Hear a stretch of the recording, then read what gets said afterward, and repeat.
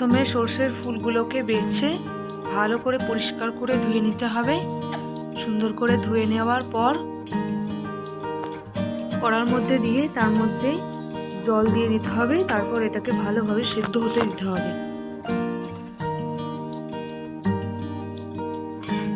এরপর সিদ্ধ হয়ে গেলে এটাকে ভালো করে নাবিয়ে জল ঝরিয়ে নিতে হবে।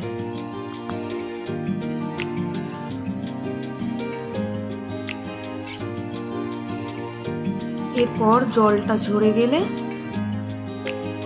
দেখো ভালোভাবে জলটা ঝরে গেছে। এরপর জলটা ঝরে গেলে শিলনোড়ার মধ্যে পেঁয়াজ কুচি এবং কাঁচা লঙ্কা আর সর্ষের ফুল যেটা সিদ্ধ করে নিয়েছিলাম ওটাকে ভালোভাবে মিহি করে বেটে নিতে হবে। এর